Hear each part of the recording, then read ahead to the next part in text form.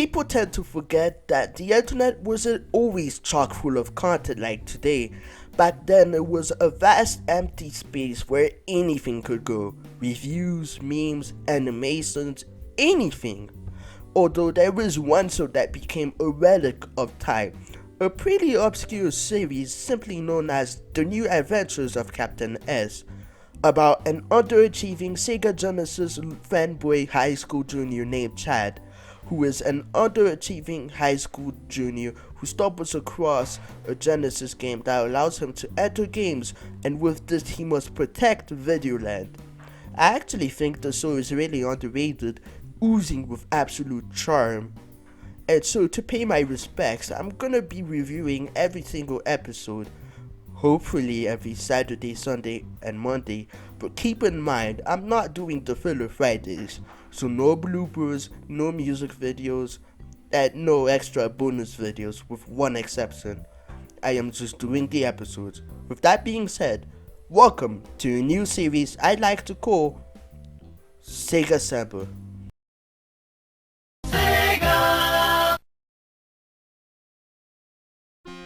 Let's start off with the original previously unreleased pilot episode. And yeah, you can tell it's definitely a pilot. The aspect ratio, the worst quality and lighting, the fact that Chad Belmont isn't played by Brett Vanderbrook but Chad Williams instead, the awkward special effects, and that weird end credits. But I'm getting ahead of myself. Chad is playing a game of Sonic 2 when Videoland is in danger. This calls for action as Chad goes for eating instead. Looks like video game land is in real danger.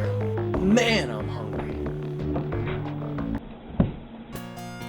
Because when Videoland is in danger, I automatically think food for some reason.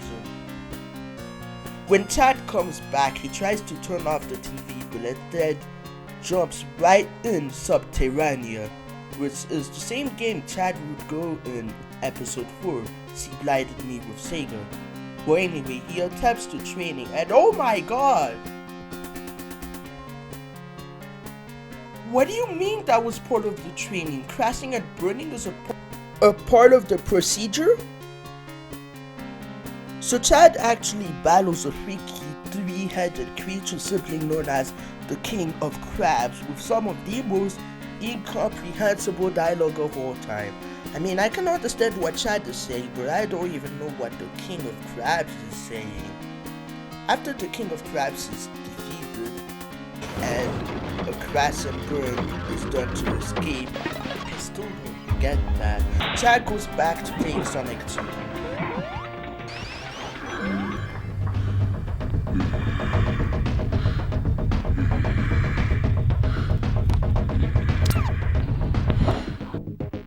I don't even think that power-up comes back into the actual series. I think that was just a thing in the pilot.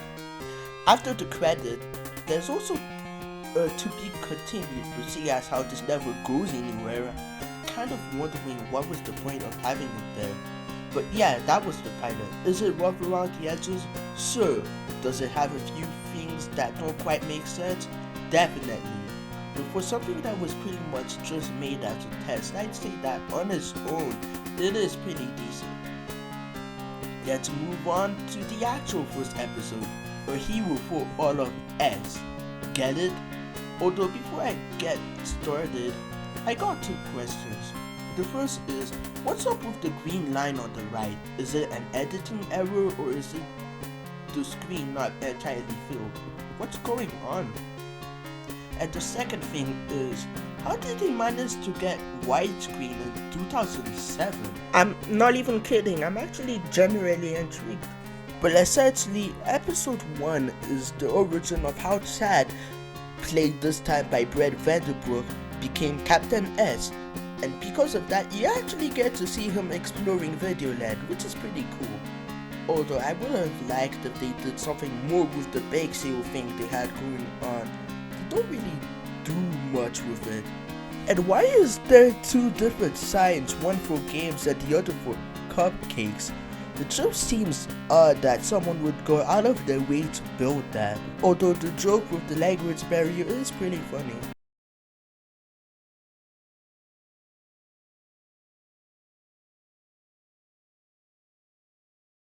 요술이다. 경고한다. 이것은 다른 세계로 안내하는 열쇠거든. Domo arigato. Hasta la vista.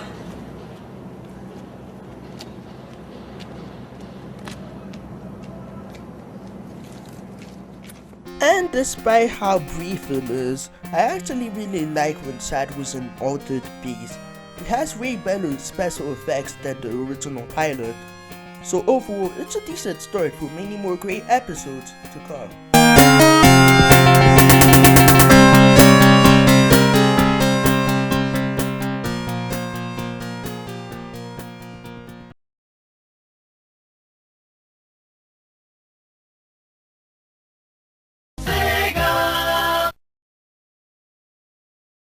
Welcome back to SegaCember.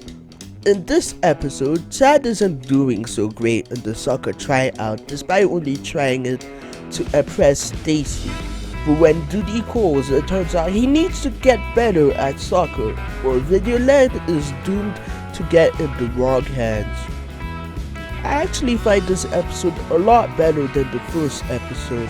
I think it's better written, the camera shots have significantly improved. We're gonna start off nice and easy. The pacing has been With made some shooting flow drills. better, and I actually You found all a lot can more handle funny that, jokes. Kane. Fear not, FIFA Land, the captain has arrived. Wait, FIFA Land? What kind of name is... Oh, come on! You have got to be kidding me! Belmont, on your feet. Killer move, Preppy. What do you call that one? Gravity. No passing. You gotta drill that to the goal. Don't sit there and talk about it. Oh my God. Start again. Get me on the slant. Zafransky, get back in the defense. The fact that Chad being in FIFA has been increased a bit more, but not too much to overshadow the real life stuff, also makes it better, and the messages of the episode is solid overall. Overall, this is definitely an episode you get a kick out of.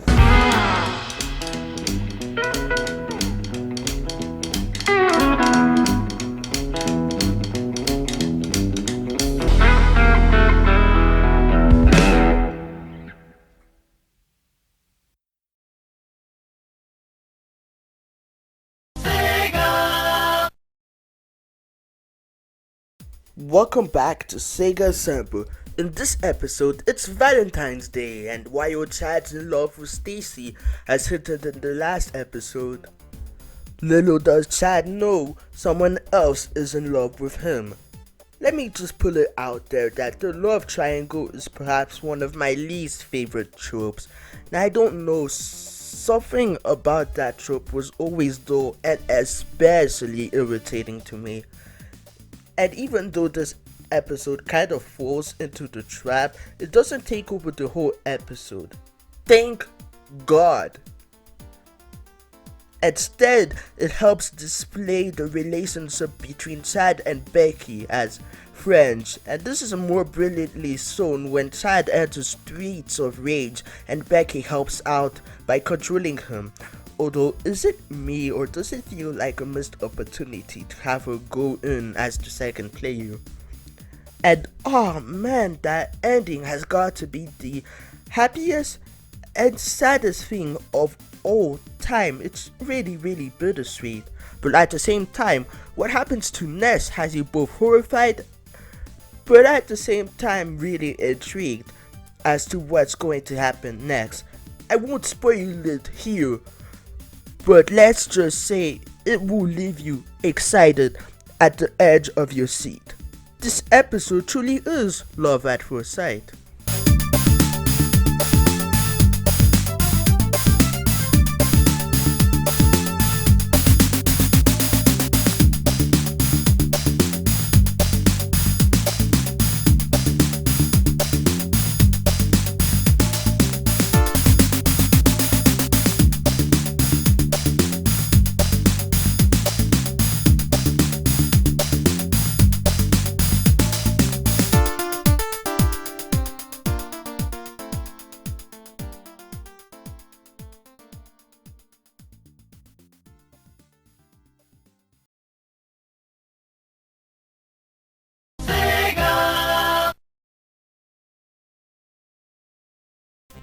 Like I said in the first SegaCember, the game Chad ends up going in is repurposed from the pilot.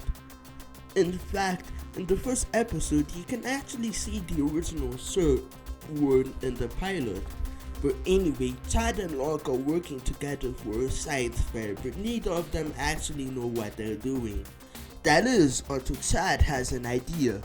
I really feel like this episode is where things start to get tight. Apart from the refilmed intro, the writing, the comedy, the editing, everything is so much better.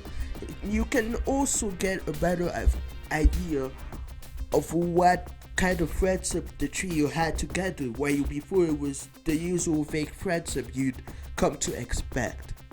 Although I feel like you could have had more of Locke in this episode, since he is the other partner in the group project. Perhaps they could have had him find out Chad is Captain S in this episode instead of a couple episodes later, but that doesn't matter to me with an episode this funny and smartly written. And once again, I won't spoil it here, but the fact that something's very eventful happens in the end makes it all the more worth it. It may be shocking, it may be surprising, who knows, I won't tell. But this episode is so worth checking out, it will easily go out on a kaboom.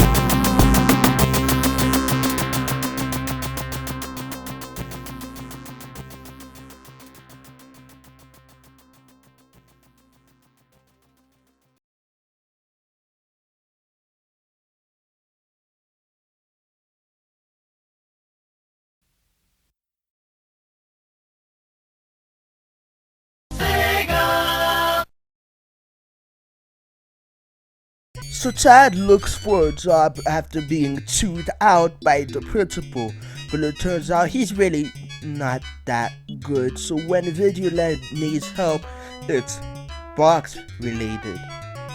Now compared to the last episode, there really isn't much going on in this aside for maybe the ending.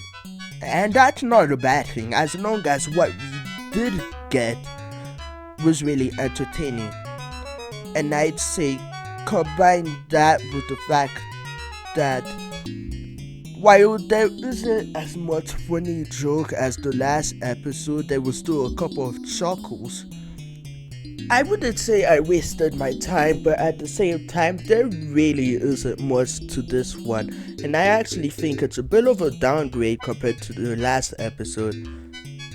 I mean, it's odd when the video-led stuff appears the least in this entire episode.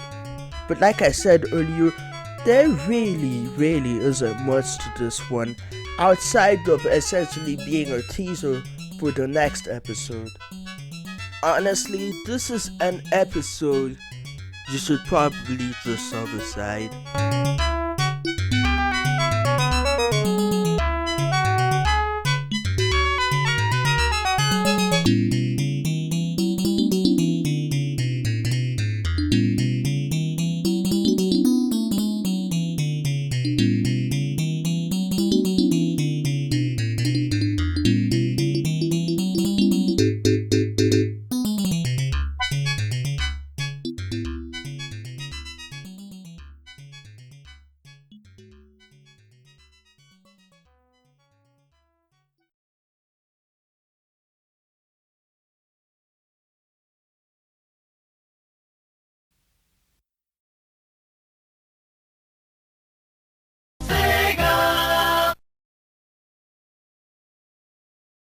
Yesterday, you will know I was a huge fan of When Puss Comes to Shove It. Well, this time I'll happily admit that Nigel Strikes Back is very much worth the wait. We finally find out the origin between Captain S and Ness. There's a horde of zombies fought, and even Ness is much more powerful than he has ever been. The episode does a good job showing how much of a bigger stake things are at now that Captain S almost died. Things are taken more seriously, but not to the point it's completely jarring. It really naturally transitioned. I hate how I didn't bring it up, but the music by Glenn Case has been amazing, from the intro to the song used in this episode's credits, Hopeless. It is pure bliss, and I really recommend you to listen to it. What else can I say except this is a gamble that definitely paid off.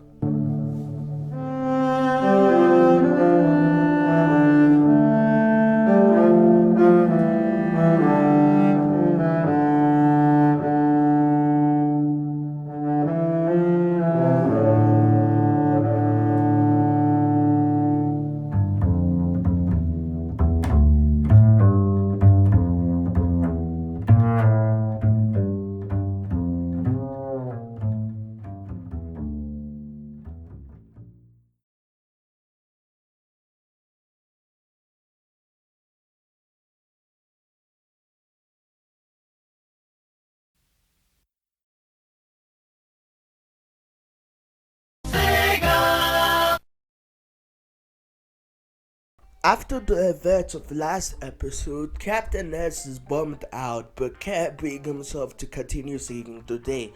So logically, Ness is already taking advantage of that. Just like when Puss comes to solve it, not much happens, but unlike when Puss comes to solve it, where it felt like an absolute bore, here it actually works with what little it has. Yes, young defender, I made it out. The way Captain S gets motivated is honestly very wholesome. That's all I really wanted was to play games. But now he's gone and... Who is that? Even the training montage music is stellar. It gets me pumped up every time I see it. Glenn, I don't know how you do it, but man, you're good. The only missed opportunity is having Chad appear more messed up. Messy hair, clothes not worn properly, and a deeper voice to show how much this really messed him up. I don't care. Other than that, this is an episode you should definitely lock and load.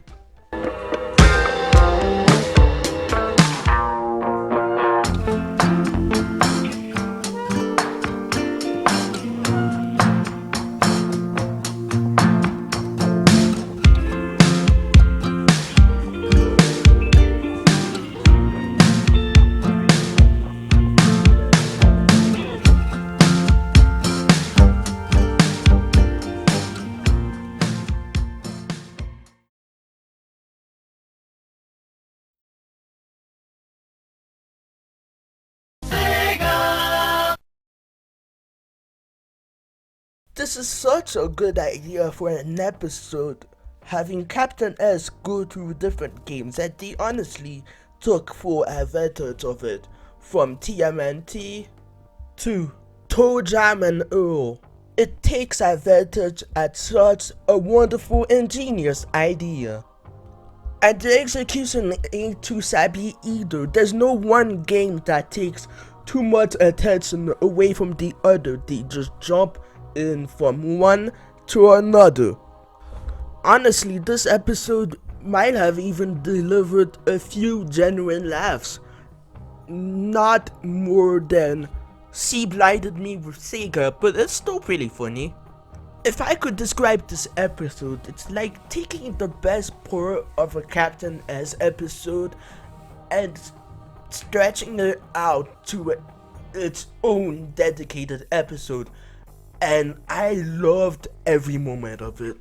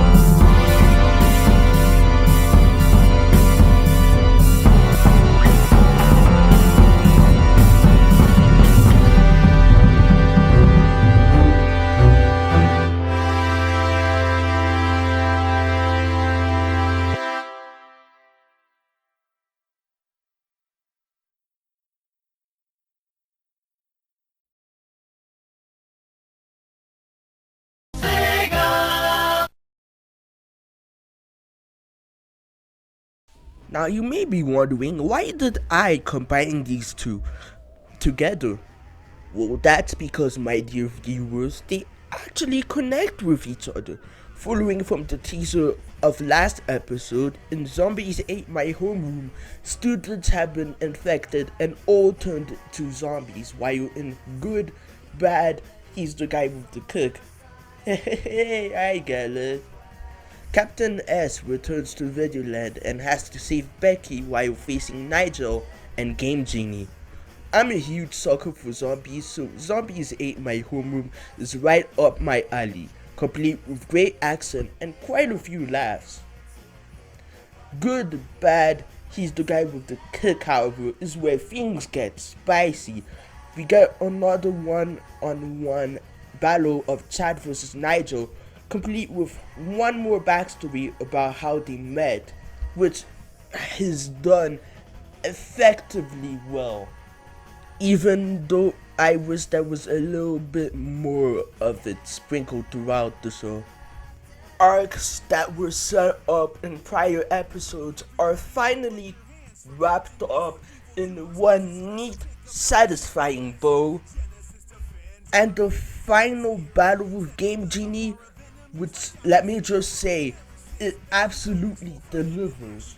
And man, that ending is absolutely stellar. Between the two, I do prefer Good, Bad, He's the Guy with the Cook, but I still really like both. What a fantastic way to end off an underrated web series. Prophecy fulfilled.